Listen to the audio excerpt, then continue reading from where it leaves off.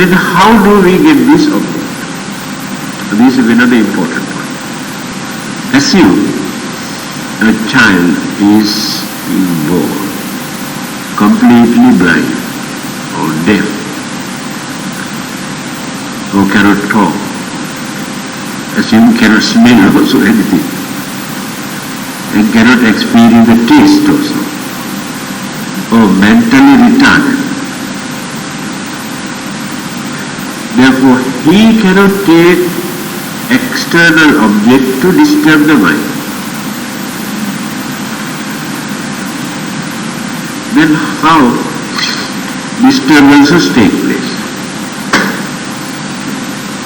Because he has not learned anything from this world. A child, a baby. This is another delicate problem. That child, the consciousness or the mental activities functioning here got experience from the previous birth. Those experiences are still working.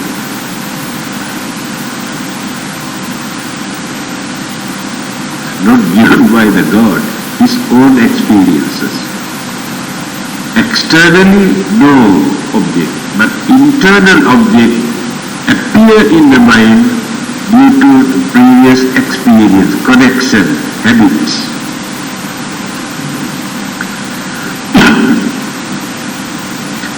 The small babies also get angry. Not learn from outside.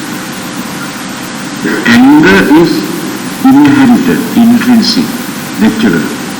Natural means previous experience.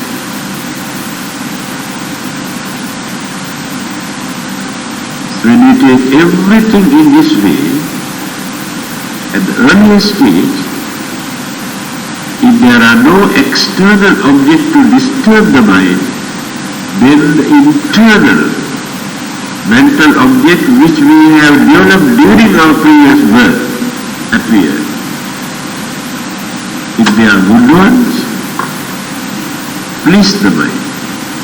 If they are bad ones, disturb the mind.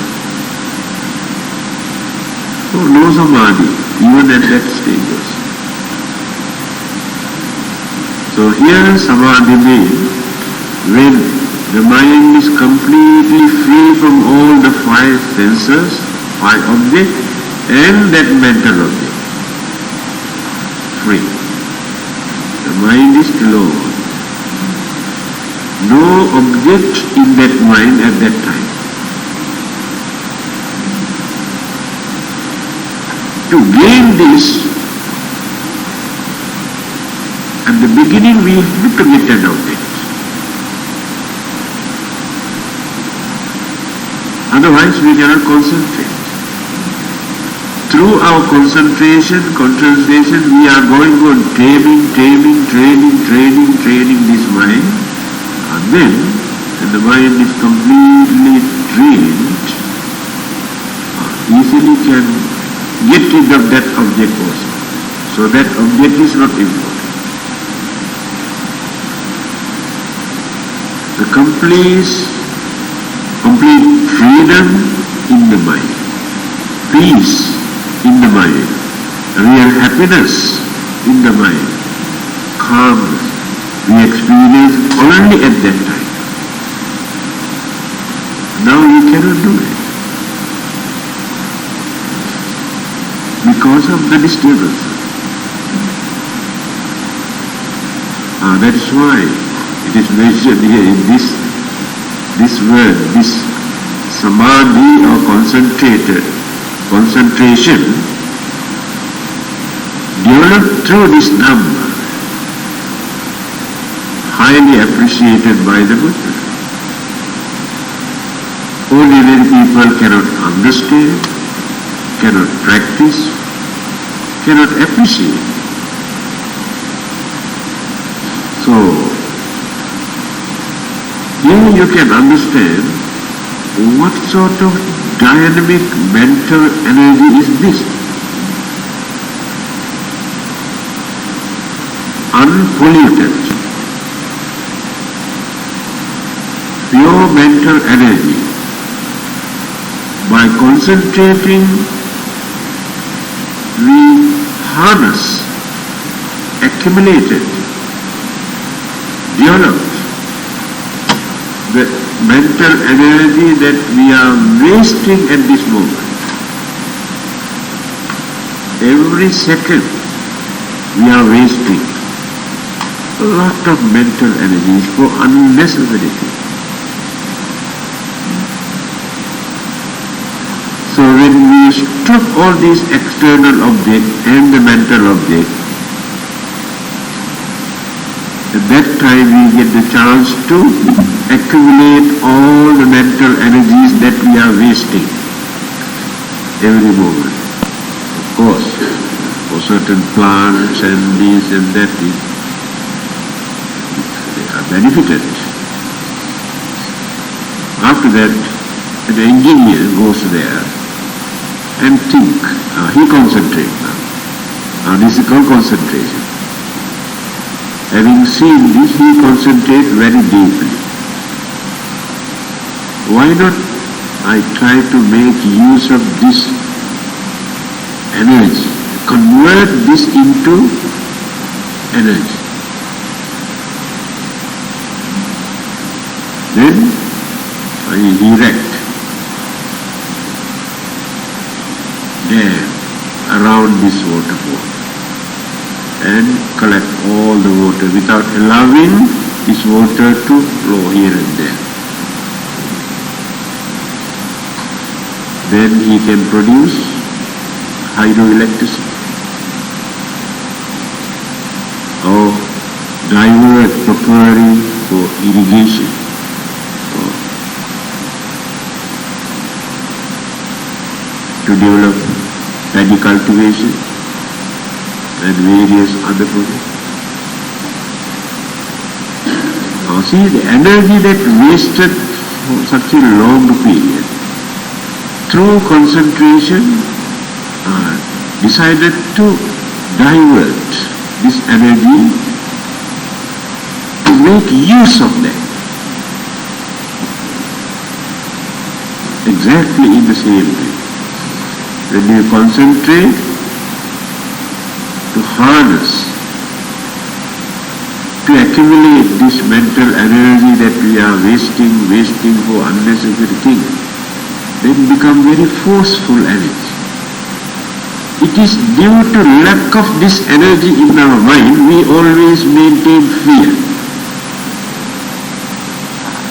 Everybody is suffering from this fear. It is very unfortunate actually. The way how people come and tell us their problems and fear and suspicions and charms and magic and these devils and ghosts and all sort of everything based on fear. And this fear we maintain in our mind due to lack of that mental energy. If that mind is strong, if that fear is not there, that man never behave like that. So in fact, although we are adult, we behave like small children. Oh, I am scared of ghosts, I am scared of this, I am scared of this, and pity actually, pity when they talk like this, feel pity, because no courage, no energy, no understanding. Mind is so weak. Then others can come and bluff. Very good. When they are in fear, cunning people, mostly religious people, take the advantage. A few days ago, a well-to-do man came from the Hobart. He said he is in trouble. he thought best thing is to commit suicide. And pressure is terrible. Everything has become failure. So one day I happened to meet a monk. I thought they know all these things, so I show my hand. And after reading my hand, he told, yes, your time is very bad. Of course, nobody can see that. Very bad. Bad luck. Somebody is disturbing you. Some sort of evil spirit disturbing you. Actually, I am not an expert. I got my Mahaguru in my temple. He is very good for that. So if you can go there, I can arrange for you to get something from him to perform some sort of rites and rituals. You have to pay only $3,000, not very much. This man can't afford to pay even $100 now. Now he is going to grab $3,000 from this poor man. So he came to see me. So what do you think about this? Do you believe on this thing? What is your advice? Then I gave him a long lecture. He was a well-educated man, easy to talk. Give him a long lecture, fire him properly, and I told him, don't waste single cent. You can go and show this hand to 1,000 people. Each and every person tell the same story. Your time is bad, your luck is very bad, and evil spirit or somebody disturbing you. That is their duty. Then he asked, can you tell me what to do? Well, I cannot tell you. I am not expert in all these things. I will give some advice. Then he says, advices are not enough for me. Can you give me something else? Then I knew that he really needs something. Then what I did? All right. Ask him to come next day. I'll prepare something for you. Come next. Oh, I should not disappoint him because he believes is very strong. Tomorrow, I'll prepare something. But I'm not going to accept even a red packet from you. Under that condition, I'm going to give this. He said, okay. Then, at night time, when I had time, I recited this. Only 3 times. I had no time to prepare 1 bottle of water. And next day he came. I told him, every day, early morning, as soon as you get up, take 1 tablespoon. Don't take more than that. No, otherwise you cannot give confidence, That is the psychological approach. You can take only 1 tablespoon. Cannot take overdose. Pure water. Because I am not doing all these things for my personal gain, to give confidence. So he came. He was very happy. After 1 week, he came. He's very cheerful. Then he told me, actually, 75% of my problems were gone within 1 week. Because he told me the family problems and this and that, so many things. Now I can sleep. I can eat. The idea that I had that I must commit suicide, I have withdrawn. Because I believe there will be a future for me. Here you can understand how others can bluff and seduce. Even such people, when they are in trouble, If that man told me that he had no money to go to the Humaru, I will buy a ticket for him. So we religious people should not wait only for red packets and donations and grab others' things by doing some religious service. When our services are really needed for deserving cases, we have to go even to that extent. So we must have some sort of kind heart to do that. So this is the way.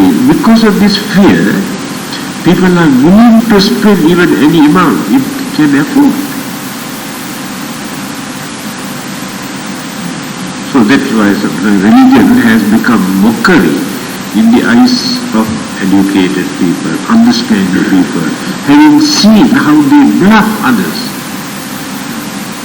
So we should not encourage this kind of thing.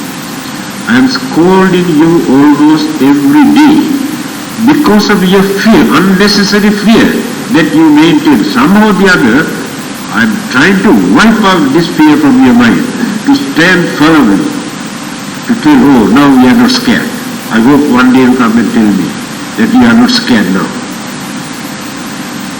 So in my case, I told you, that fear is never that appear in my mind. Not because I am a monk, not because I am staying in the temple, I am also a human being just like you. But that fear I never maintain in my mind. Then the confidence I have. I believe the evil spirit, devil, was also scared of me. And we have to develop this up to that extent.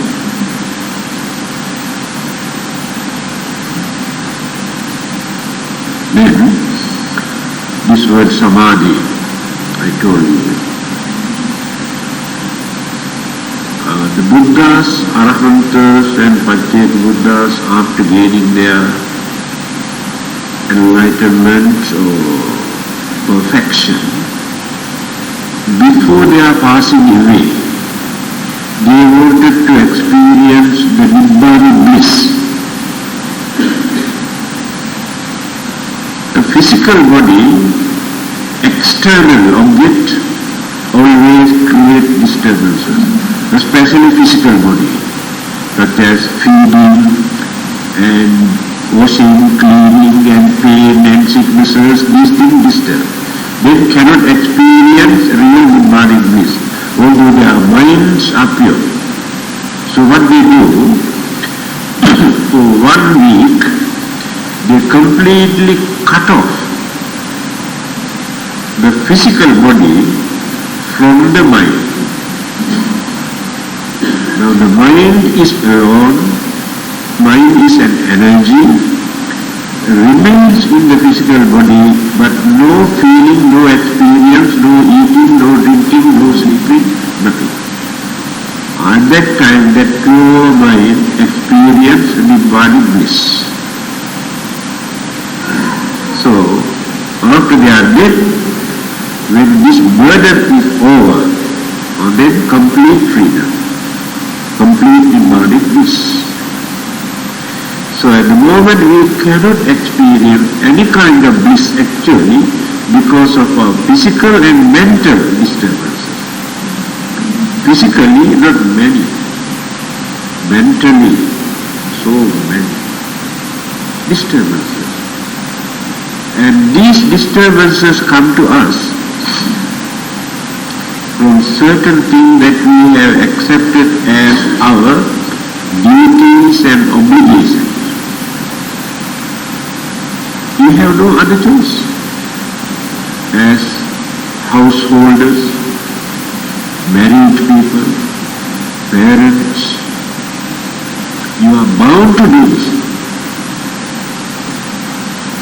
You cannot escape.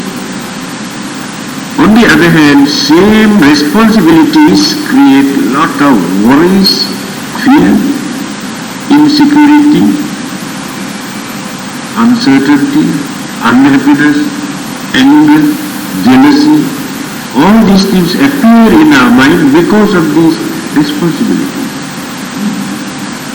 The one day when we renounce these responsibilities, such disturbances never appear in the mind. If real renunciation has taken place. Because after that renunciation, that person never crave for any extra thing, that means others thing. No such craving. If there is no such craving, jealousy also never. Then anger also never appears. Then who is going to disturb the mind? You always experience one of these things because of these problems. Your duties, responsibilities. But you cannot give up. Religion also never say directly you must give up everything at once. It is not practical. But this understanding must be there in your mind. Although we fulfill all these duties, but these things again create a lot of problems. When such problems come, then you must have courage to face them. When the time is suitable, if we can renounce. Renunciation does not mean becoming a monk, shaving your head, changing your clothing.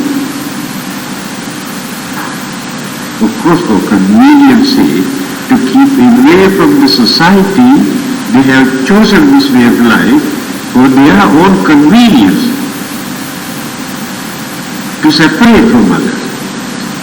Renunciation you can start step by step at home.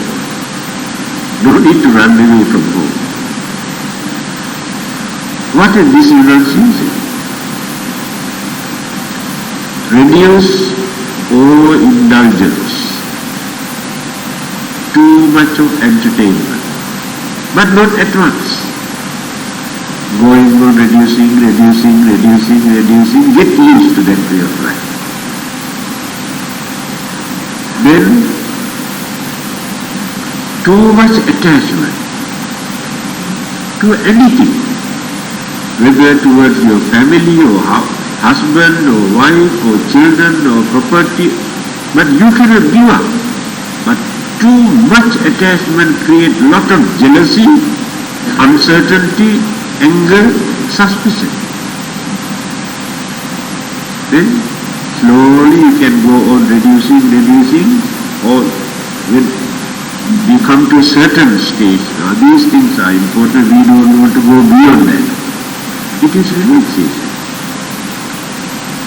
Then too many celebrations,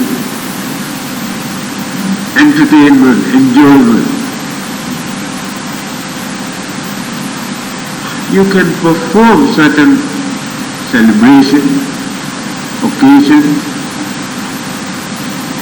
simple way without spending so much, without wasting your effort, your income. Utilize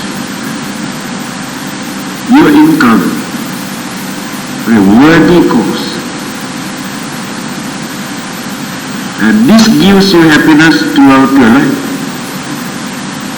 And this is renunciation. The property that you have accumulated as your property, instead of keeping forever like this, reduce. You can distribute amongst your children and relatives and friends, also no harm at all. But at the same time, they are duties. Duty is one thing, charity is another thing. So when you go and feed your chicken every day, you can think, I am doing a lot of charity. Alms giving. So people know why they want to feed their chicken, for what purpose? It is not charity. And when you give something to your own people also, it is not charity. Duties. So, when you give something without any obligation, without expecting anything in return from them, from the same people, then it will become a charity. Now when you go old folks home or leper settlement, you carry a lot of things and offer, you give, but you never expect anything in return from those poor people, isn't it? That is real charity. And when you come and offer something here in the temple also, yes, you do not offer the same thing from us, but you expect something else from us. It is not bad. You need blessing, you need advisors, guidance. These are very important. It is our duty. In return, we also must do something. It is charity.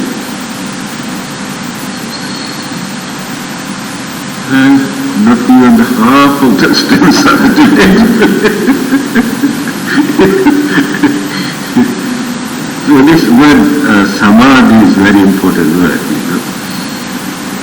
So now when you read, when you chant, although you cannot understand what you chant, at that time you can arrest your mind.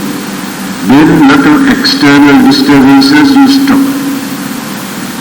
And imaginations also you stop. It is concentration. This concentration is very important to maintain some sort of purity in the mind at that time. The more you develop your devotion, confidence, understanding, faith, then you experience good results. To get rid of your sicknesses and evil spirits and this and that, all sort of problem, you experience according to your understanding, your faith and devotions and confidence. That is very important. Without developing such qualities in your mind, you cannot experience a good result. But even then, it is concentration. You start thinking all sort of rubbish. That will take. If you don't like to read, listen. A tape or something. Concentrate. So we maintain some sort of calmness in your mind at that time. You concentrate, not wasted anything. And some sort of purity you can maintain in your mind. This is mental response. Then this will become our habit. When we get used to this, the advantage is this. I told you this story. 3 months ago, the chief monk in our temple in Sri Lanka, he was about 85 years old, I think. He was about to die in the hospital. But he was conscious. And in that country, the first item early morning, radio, the 4 religions, Buddhism, Hinduism, Christianity, Islam, these 4 religions were given about 5 minutes for religious services. And see, without any discrimination. See, the population, percentage, Buddhists, today I think about 75%. Christians about 7%. Hindus about 10 to 12% citizens, some others also there, say about 15%. Then Muslims, I think about 6%. 6% Muslims. Then Muslims, I think about 6%. 6% Muslims. But all of them are given equal religious rights through radio. So early morning they start this radio program first, Buddhist chanting. The drums, in Ceylon, I think some of you have seen, Before they start chanting, they use drums and trumpets, then start chanting. So, early morning when this program started, radio program, and this monk who is dying actually, but still conscious, he heard this voice, this chanting, and ringing bell, like this one.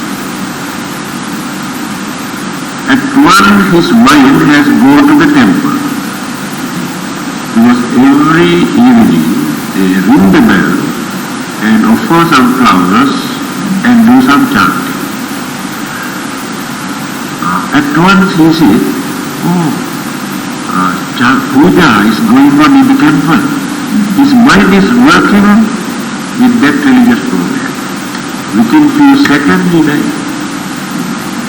See, at the last moment, how that external,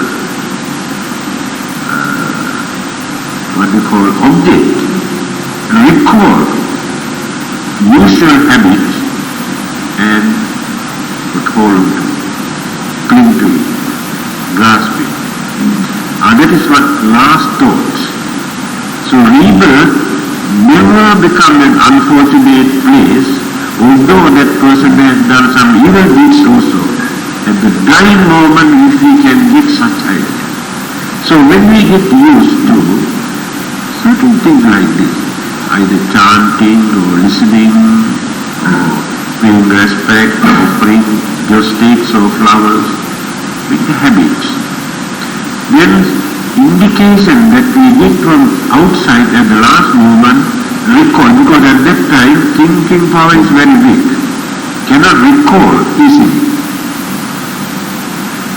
This is a very good example. There are so many Buddhist stories to prove that it is true. Therefore, don't think this there, what is there to read all these things. Make it a habit. Either early morning as soon as you get up, if not before you go to bed, at least few minutes. Then you calm the mind. Then you can sleep peacefully also. Because you develop some sort of confidence. Then you feel some sort of security in your mind. You are protected. So don't think these things are useless or superstitious belief. When you practice, you can understand. Now this particular sutta is not based on morals or ethics and various other aspects in Buddhism. The great virtues and the qualities and the perfections of the Buddha Dhamma Sangha, Triple J. And as a sutra we recite this one for blessing. Monks usually never give talk by using this sutra, because the people cannot understand. But even then, we must know what we recite. So, there is no meaning when we recite this kind of sutra just like a mantra. So when you recite a mantra, you cannot understand anything. But here, deep meaning, the great qualities and virtues, when you come to know, then you know how to appreciate and to develop more confidence, devotion. And when you develop this confidence and devotion, you experience happiness, some sort of consolation, satisfaction, and psychological effect is very important. We cannot practice a religion without paying attention towards the devotional aspects. Otherwise, The religion remains as a very dry subject, just only for certain intellectuals, just to discuss, just to talk about the world and the life and the phenomena and the nature and various things in this world, but that is not religion. Again, when we talk about human way of life, without depending on religion, there is another aspect, that is humanism. Many people have only humanism, no religion. What is humanism? Many things that we discuss in religion as our duties, morals, ethics, manners, based on humanism. That means how to live, how to behave, how to associate with others, how to develop a mutual understanding. All these things are based on humanism.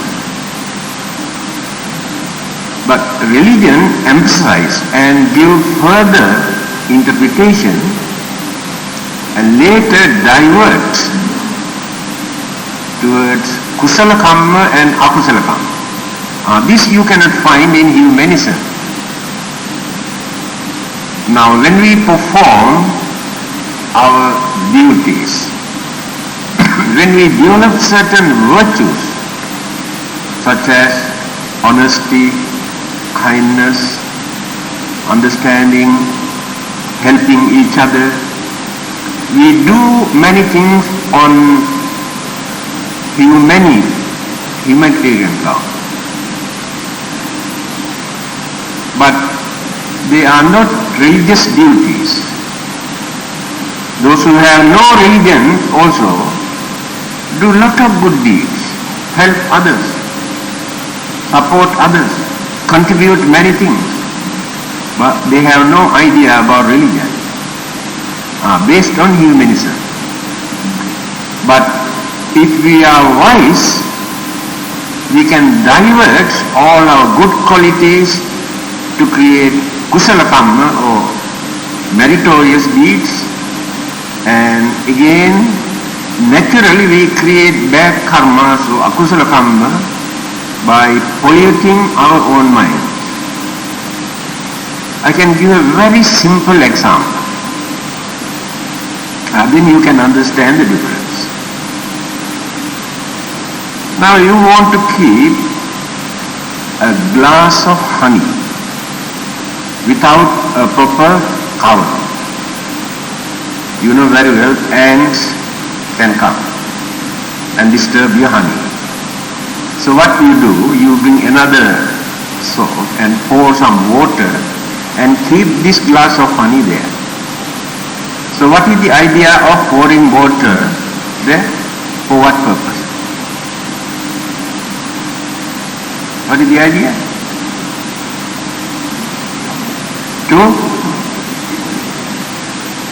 Why do you want to keep away from that? Huh? That's right. You want to protect your honey, that's all. You want to protect your honey, that's all. But the same thing, same act, you can divert towards a meritorious deeds. This is the nature of mind, how we use that mind. Now instead of developing this idea that I want to protect my honey, why not to think in this way? If I keep this glass of honey on the table, so many ants get into this cup and drop and die. So I can save their life if I keep this glass of honey in this way. Then we have diverted your mind to save others' life. Whether they are big or small makes no difference. You understand? I depend on how you think at that time. So anything whatever we do, we can divert either to create a good karma or bad karma. So humanism is for us to live peacefully, to fulfill our duties and obligations and responsibilities. At home, how many responsibilities are there? As father, mother, brothers and sisters and children. All these things you regard as your duties and you are bound to fulfill. But the same thing you can develop further to create a kusala karma. Now you want to support your father and mother. They are very old. They depend on you. If you think that this is my duty, therefore I must do that. By thinking only, using one track, you never develop kindness in your mind. This is duty, that's all. There is no kindness in your mind. You have not given a chance to develop that kindness in your mind. Although you are bound, although it is your duty, if you develop more and more kindness towards them while supporting, then this becomes a kusala karma, meritorious deeds. So, religion is beyond this normal humanism. Those so-called free thinkers always criticize and condemn religions.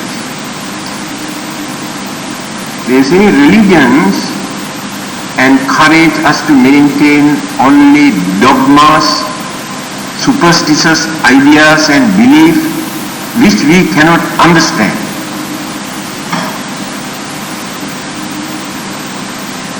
And some others say religions always blindfold us, mislead us by introducing all sorts of belief and practices and rites and rituals. So they say, do away with religion. We can do very well without religion. But their interpretation is very, very poor. Because they have not realized the real meaning or the real purpose of a religion. And why do they complain? We cannot blame them also. Because there are so many living examples to show how those so-called religionists mislead and make use of innocent people, take the advantage of their devotions and faith for their own benefits. It is true. It is happening in every religion. They use the religious label for the namesake and introduce so many things and take something from it. That is why many people don't like religions today. I think the majority here in this world today, if you can observe very carefully, have no religion. Just ignore. Traditionally, They say there are 3 occasions. They say it is their tradition. Birth, wedding, and death. Then we remember religion. But this is a tradition.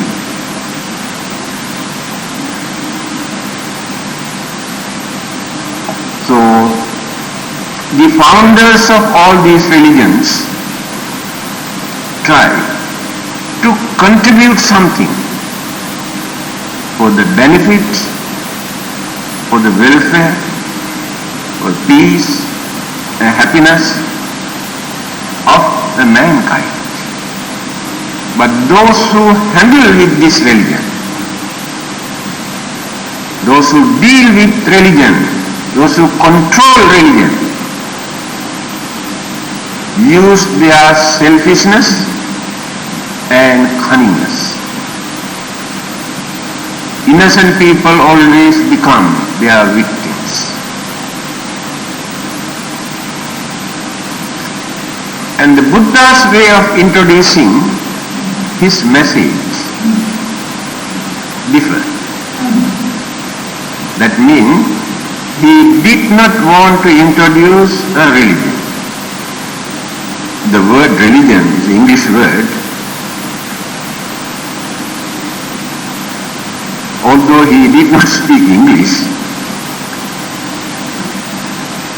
her concept, her idea, his idea is Dharma. Dharma is not religion. And if I say the Buddha is not the founder of Buddhism, can you challenge with me? Can you say I am wrong? Then can you justify that I am right? Right, I want to test your common sense. I say the Buddha is not the founder of Buddhism. How can we justify this? Then who founded it? God? Yes? Say something. Then? So Buddha experienced it, and then his experience teaches us that through his experience of the universal law, then we started this. Not bad.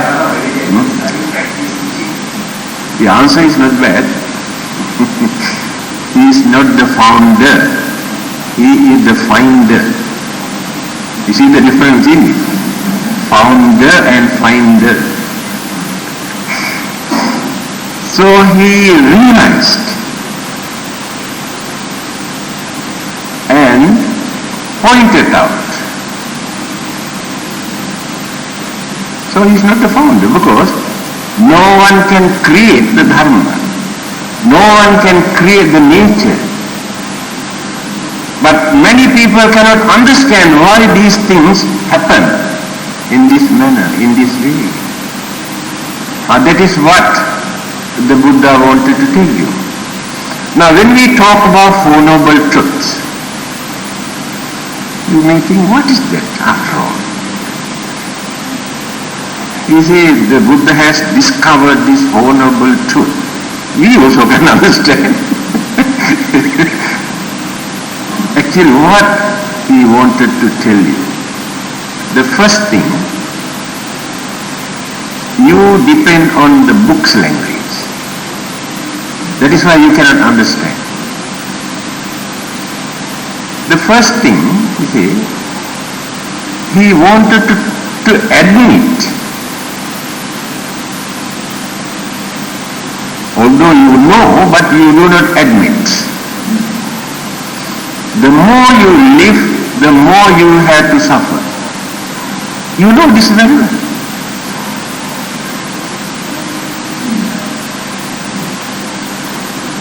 First thing, encourage you to admit that it is true. You can patch up here and there for the time being, but again you have to face the same problem. And you can see your parents, your grandparents, when they have attained certain age, after 80 or 90, what sort of life, what kind of suffering, unsatisfaction, and what sort of frustration they create in their mind, again physically and mentally, how they suffer. And how others have to suffer because of this. But as I mentioned earlier, we regard it is our duty to look after them because we are bound to do that. Again, when a mother is going to give birth, this is the beginning, that is the end. When a mother is going to give birth, how many months that poor lady had to suffer. So at the risk of her life, of course today modern medical science so advanced, they know how to save here and there, even then certain cases no hope. The physical suffering, the fear, uncertainty of life, and about the feeling about the child, and after giving birth with so much of difficulties, how many years that poor mother had to suffer because of this child. Again, the father who think very deeply, worry about the children. And this is called real suffering. But you experience some sort of emotional satisfaction. When you see your children, they can play, they can talk, they can laugh, they can joke, they can play, you feel very happy. That is emotional satisfaction. Then you develop your attachment, more and more and more attachment. Then unfortunate accident or sickness, death take place. Then we can understand how you have to suffer. What sort of worries, frustration, disappointments appear in your mind. Then what is the cause of that? The cause is your attachment. So we cannot say attachment is wrong, no one can say. But whether it is right or wrong, attachment is the cause. If we have not developed this attachment, we never suffer like this. Attachment towards body, towards life, towards pleasure, towards property, towards many other things. On the other hand, create enormous miseries, worries and difficulties and problems. But we tolerate. In spite of various troubles, pains, we tolerate. Because we believe that it is our duty to tolerate. But unhappiness, unsatisfactoriness always remain. There is no peace in our mind. That is what the Buddha wanted to tell you. So why are you suffering here? So why you are not happy with your life? Why you cannot satisfy with the worldly condition or what is happening around this world? Why do you maintain fear always? What is the cause? You always blame others. Then he says, now first you realize, yes, we know life is full of suffering, no doubt, no argument. No one is free from that. And then we found out the cause, why we have to suffer. Then the third one is, if we can understand this, then there is a method for us to practice, to do, in order to keep away. If we are not happy with this worldly life, there is a method. This method is the biggest problem. Many others say the method is not with you or within you. It is somewhere else. And you are not responsible for your life. Somebody else is responsible for your life. The Buddha has taken another aspect. He says, there is nobody else in this world who can take the responsibilities of your life. It is impossible. Since you cannot understand this, you depend on somebody else. That is why I always go and worship and pray, by depending on somebody. Thinking, or when you depend on somebody, you can get rid of all your problems. When you depend on somebody, you can gain whatever you want. The Buddha did not introduce this method. This is the common belief before and after the Buddha. Still people maintain this belief. It's very difficult to take out this belief from the man's mind because understanding is very, very poor.